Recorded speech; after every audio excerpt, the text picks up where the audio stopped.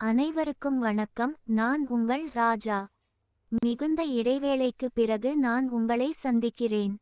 நான் எழுதப் போகும் இந்த கதை என் வாழ்க்கையில் நடந்த உண்மை சம்பவம் தொடர்பு படுத்தி எழுதுவது.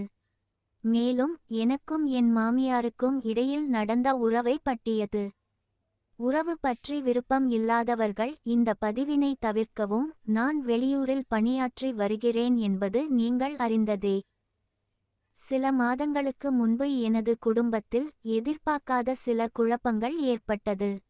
அதனால் என்னால் கதையை தொடர முடியவில்லை. இப்போது உங்களுக்காக தொடர விரும்புகிறேன். இப்போது கதைக்குள் போகலாம் வாங்க. இந்த கதையின் நாயகி, அதாவது என் மாமியாரை பற்றி கூற வேண்டும் என்றால், அவளுக்கு 50-55 வயதுக்கு இருக்கும். எனது மனைவியின் அம்மாவின் சகோதரி. ஆதலால் எனக்கு அவள் மாமியார் முறை வரும். மாமனார் இறந்து விட்டார். அவளுக்கு 2 பெண் குழந்தைகள் உண்டு. இருவருக்கும் திருமணம் முடிந்துவிட்டது. அதில் ஒரு பெண் என் மாமியாருடன் வசித்து வருகிறார். என் மாமியாரை பற்றி கூற வேண்டும் என்றால் 5 அடி உயரம், வெள்ளை நிறம் கொண்டவள். எனக்கு திருமணம் முடிந்து 3 வருடங்கள் ஆகிறது. அதன் பிறகு தான் எனக்கு அவள் அறிமுகமானார். அடிக்கடி நாங்கள் தொலைபேசியில் தொடர்பு கொண்டு குடும்பத்தில் நடக்கும் நிகழ்வுகளை பரிமாறிக்கொள்வது இயல்பான ஒரு விஷயம். அவர்களின் மீது மிகுந்த அன்பு உண்டு. அவளின் கணவர் இறந்த பிறகு மிகவும் கவனத்துடன் நடந்து கொள்வாள். நான் அவளிடம் பல வருடங்களாக தெரிந்த நபரிடம் பேசுவது போல் சகஜமாக பேசுவது அவளுக்கு மிகவும் பிடிக்கும். அதனால் நாங்கள் இருவரும் நேரம் கிடைக்கும் நேரங்களில் குடும்பத்தில் ஏற்படும் சில சண்டைகள் நிகழ்வுகளை பற்றி பேசிக்கொள்வது இயல்பாக இருந்தது. அப்படி இருக்க 2 மாதங்களுக்கு முன்பு எனக்கும் எனது மனைவிக்கும் ஒரு சிறிய சண்டை வர அந்த குடும்பத்தில் உள்ள அனைவரும் அறிந்து கொண்டார்கள். அதனால் நான் யார் போன் பண்ணாலும் பதில் அளிப்பதில்லை. நான் என் வேலை பார்த்து கொண்டு அமைதியாக சில நாட்கள் சென்று கொண்டிருந்தேன். ஒரு நாள் எனது மாமியார் எனக்கு, அதாவது இந்த கதையின் நாயகி, தொலைபேசி மூலம் தொடர்பு கொண்டாள். வீட்டில் நடந்த சண்டையை விவரிக்குமாறு கேட்டுக்கொண்டாள். நான் முதலில் மறுத்தேன். எனக்கு அதில் விருப்பம் கிடையாது. மேலும் எதற்காக சண்டை நடந்தது என்பது தெரிவிக்க நீங்கள் சரியாக இருக்காது என்று கூறினேன். அதற்கு அவள், அப்படி என்ன இருக்கிறது? நாங்கள் இந்த வயதினை கடந்து தான் வந்தோம். எதுவாக இருந்தாலும் தயங்காமல் கூறு என்று வற்புறுத்தினாள். முதலில் சாதாரணமாக பேசிக் கொண்டிருந்தோம். சிறிது நேரம் செல்ல செல்ல எனக்கு அவள் மீது ஏதோ ஈர்ப்பு வரத் தொடங்கியது. ஒரு முறை முயற்சி செய்து பார்ப்போம் என்று எண்ணி அவளிடம் என் கதையை கூற விரும்புகிறேன். அதாவது எனக்கு அதிகப்படியான உணர்வுகள் உண்டு. ஆனால் அதை என் மனைவி எதிர்க்கிறாள். என்னால் கட்டுப்படுத்த முடியவில்லை. தினமும் இதற்காகவே சண்டை நடக்கிறது என்று அவளிடம் கூறினேன். அதற்கு அவள், இது எல்லா வீட்டிலும் இயல்பாக நடக்கிற ஒன்றுதான். இதற்காக பெரிய அளவில் கவலை கொள்ளாதே, உன்னுடைய வேலையில் கவனம் கொள்ளு என்று அறிவுரைகள் கூறினாள். அதற்கு நான், எனக்கு பல வித ஆசைகள் என் மனதில் உண்டு. அது என் வாழ்வில் நடைபெறாமல் போகுமோ என்று பயமாக உள்ளது. அதனால் எனக்கு ஒழுங்காக வேலை பார்க்கும் மனமும் இல்லை. வாழ்க்கையை வெறுத்து போறது போலிருக்கிறது என்று அவளிடம் கூறினேன். அதற்காக, அப்படி உனக்கு என்ன ஆசைகள், என்ன விரும்புகிறாய் என்று என்னிடம் கேட்டாள். அதற்கு நான், அதை எல்லாம் உங்களிடம் விவரிக்க முடியாது. அது முறை இல்லை என்று அவரை கண்டிப்பாக கூறினேன். அதற்கு அவள், எதுவாயினும் பரவாயில்லை, அதை நான் ஏற்றுக்கொள்கிறேன், நீ சொல் என்றாள். நான் இரவு முழுவதும் உறவு வேண்டும் என்று பலவித ஆசைகள் என்னிடம் உள்ளது கூறினேன். அதற்கு அவள், உன்னுடைய ஆசை இவ்வளவுதானா? இனிமேல் நீ எதையும் நினைத்து வருத்தப்பட வேண்டாம். வாய்ப்புகள் கிடைத்தால் பார்க்கலாம் என்று கூறி போனை வைத்து விட்டாள். நானும் அதை பெரிதலாக எண்ணவில்லை. 2 நாட்கள் கழித்து நான் அவளுக்கு போன் பண்ணி, வாய்ப்பு கிடைத்தால் பார்க்கலாம் என்று கூறினார்கள். அதற்கு என்ன அர்த்தம் என்று கேட்டேன். அதற்கு அவள் நேரம் வரும்போது தெரியும் என்று சிரித்துக்கொண்டு சொன்னாள். நான் அவரிடம் நான் என் மனதில் உள்ள விருப்பத்தை கூறியதால் உங்களுக்கும் எனக்கும் இடையிலான இந்த நல்ல உறவு எந்த விதத்திலும் பாதிக்கப்படக் கூடாது என்று கூறினேன். அதற்கு அவள் இதில் ஒன்றும் பயப்பட தேவையில்லை.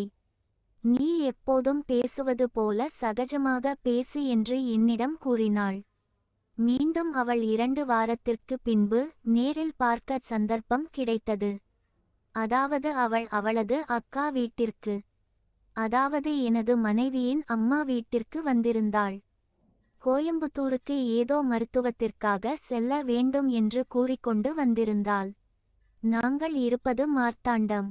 நானும் வெளியூர் வேலை பார்த்து கொண்டு இருப்பதால் என்னோடு சேர்ந்து கோயம்புத்தூர் வரைக்கும் வந்துவிட்டு பின்பு அவள் மருத்துவமனைக்கு செல்ல வேண்டும் என்று வந்து கொண்டிருந்தாள். அது எனக்கு பின்னரே தெரியவந்தது. அது ஒரு ஞாயிற்றுக்கிழமை காலை. நான் வேலைக்கு கிளம்ப தயாராக இருந்தேன்.